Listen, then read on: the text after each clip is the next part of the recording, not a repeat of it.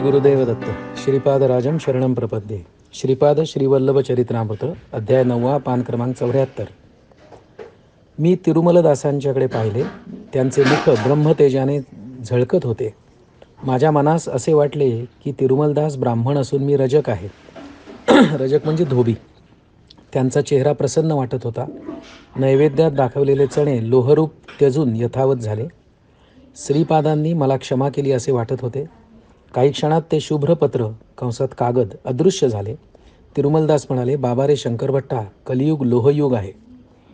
कल्मषपुरीत असे हे युग आहे. माझ्या देहावसानानंतर काही काळ मी हिरण्य लोकात वास करून श्रीपादांच्या आज्ञेनुसार पुन्हा महाराष्ट्र देशात जन्म घेणार आहे.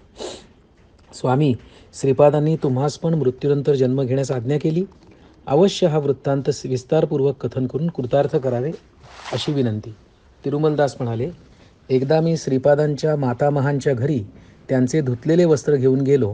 सुमती महाराणीचे मामा श्रीधरावधानी श्रीपादास कडेवर घेऊन खेळवीत होते.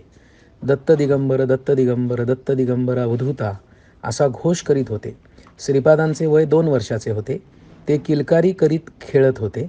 ते दृश्य मनोहर होते. अनायासे माझ्या मुखातून श्रीपाद वल्लभ दत्त दिगंबर असे निघाले. श्रीधरावधानींनी माझ्याकडे वळून पाहिले. इतक्यात श्रीपाद नृसिंह सरस्वती दत्त दिगंबर असे म्हणाले. ते साक्षात पूर्वीचे दत्तप्रभू असून प्रस्तुत श्रीपाद श्रीवल्लभ व पुढे नृसिंह सरस्वतींच्या रूपाने येणार याची सूचना आपल्या विशिष्ट शैलीत त्यांनी सांगितली होती. आता पुढच्या परिच्छेदाचं शीर्षक आहे, समर्थ सद्गुरू शिर्डी साईबाबाच्या रूपाने अवतरतील. श्रीपाद म्हणाले, आजोबा, नृसिंह सरस्वतीचा अवतार महाराष्ट्र देशात घेण्याचा माझा संकल्प आहे. तिरुमलदासास सुद्धा महाराष्ट्र देशात येण्यास सांगत आहे. श्रीधरावधानी अवाक झाले. मी म्हणालो, कुठल्याही जन्मी कोणत्याही रूपात असताना सदैव माझे रक्षण करण्याचा भार तुमच्यावर आहे. मला तुमच्या बाळकृष्ण रूपावर अतिशय प्रीती आहे. श्रीपाद म्हणाले, तिरुमलदासा, तू महाराष्ट्र देशात गाडगे महाराज या नावाने रजक कुलात जन्म घेशील. दीनदलित व दुःखी जनांच्या सेवेत पुनीत होशील. धिशिला नगरीत साईबाबा या नावाने यवन वेशात माझा समर्थ सद्गुरू रूपात अवतार होईल. तुला यवन वेशात समर्थ सद्गुरू असलेल्या माझ्याकडून अवश्य अनुग्रहाची प्राप्ती होईल. तुला बाळकृष्ण रूपांवर प्रीती असल्याकारणाने गोपाला गोपाला देवकनंदन गोपाला या नाममंत्राचा जप करशील. या शरीराच्या पतनानंतर क्वचित काळ हिरण्यलोकी राहून तदनंतर गाडगे महाराज होऊन लोकहित करशील. हे तुला माझे वरदान व अभयदान. श्रीधरावधानी या सगळ्या संदर्भात मायेच्या आवरणात होते. त्यांना काही कळले नाही. सुमती महाराणीच्या हाकेसरशी त्यांच्यावर असलेले मायेचे आवरण दूर झाले. श्रीपाद सामान्य बालक आहेत. मी म्हणालो, स्वामी, श्रीकृष्णाने भगवद्गीतेत सांगितले होते की कर्माचे फल अनिवार्य आहे. तर श्रीपाद या नियमाचे उल्लंघन न करता कर्मनाश कसे बरे करतील? पुढच्या परिच्छेदाचं शीर्षक आहे, सद्गुरू सत्पुरुषांस योगियास दिलेल्या दानाचे फळ. तिरुमलदास म्हणाले, श्रीकृष्णाने कर्माचे फळ भोगल्याशिवाय चुकत नाही असे म्हटले खरे, पण ते कर्मफल जागृतावस्थेत भोगावे असे म्हटले नाही. ते स्वप्नावस्थेत सुद्धा भोगू शकतो. स्थूल शरीराने 10 वर्ष भोगावयाचे कर्म मानसिक त्रासामुळे, स्वप्नामधील मानसिक व्यथेमुळे काही घटकेत भोगून कर्मराहित्य प्राप्त करू शकतो. सत्पुरुषांस योगियास दानधर्म केल्याने दैवी कृपेमुळे पापकर्मांचा क्षय होतो. देवतामूर्ती पुण्यस्वरूप असून त्यांच्या ठायी करुणा असल्याकारणाने आपले पापकर्मफल त्यांच्यावर ओढून घेतात व त्यांचे पुण्य आपणास देतात. इथे विचार करण्यासारखं आहे काही. एक देवतामूर्ती पुण्यस्वरूप असून त्यांच्या ठायी करुणा असल्याकारणाने आपले पापकर्मफल त्यांच्यावर ते ओढून घेतात आणि त्यांचे पुण्य आपणास देतात. म्हणजे त्यांना आपल्या कर्माचा क्षय करण्याचा अधिकार आहे, शक्ती आहे त्यांच्यात. दुसरं, जागृतावस्थेमधला काळ आणि स्वप्नावस्थेतला काळ याच्यात फरक आहे. जागृतावस्थेतली 10 वर्ष म्हणजे स्वप्नावस्थेतल्या काही घटकासुद्धा असू शकतात. मग स्वप्नावस्थेत पण काहीतरी तो जीव भोगत असतो, जागृतावस्थेत पण भोगत असतो. मग भोग टाईम स्केल जर बदललं तर स्वप्नावस्थेत तितक्याच तीव्रतेने परंतु कमी काळामध्ये ते संपू शकतं.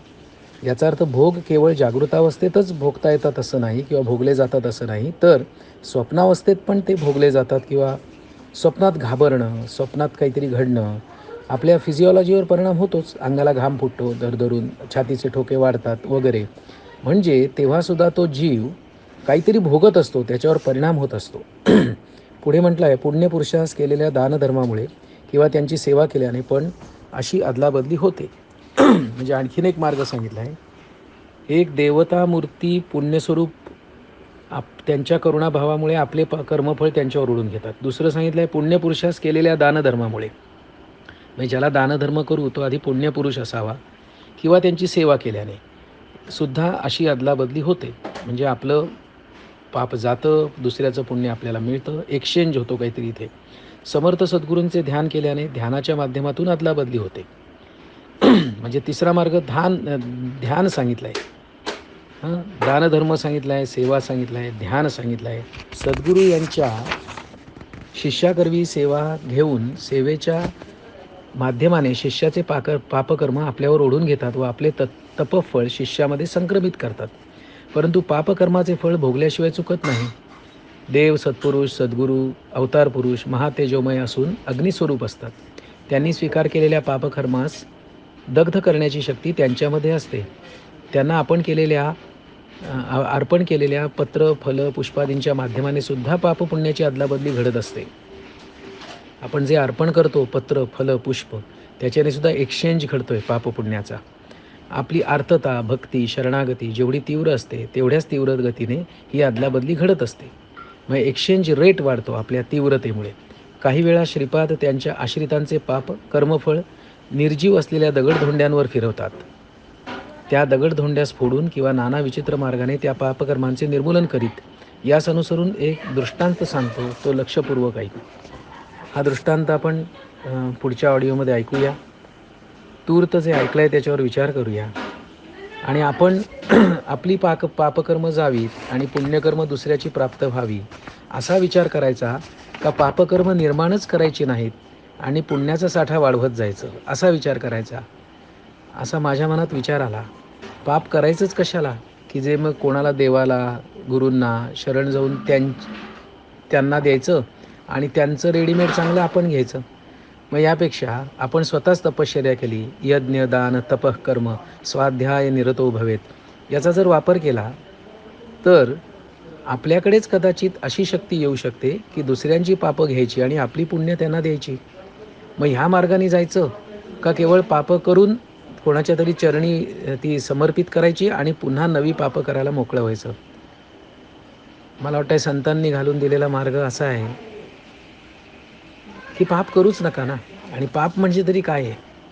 दुसऱ्याला पीडा देणं कुठल्याही प्रकारे, शरीर, मन, बुद्धी, चित्त, अहंकार या कुठल्याही इन्स्ट्रुमेंट्सच्या माध्यमातून किंवा शारीरिक, मानसिक,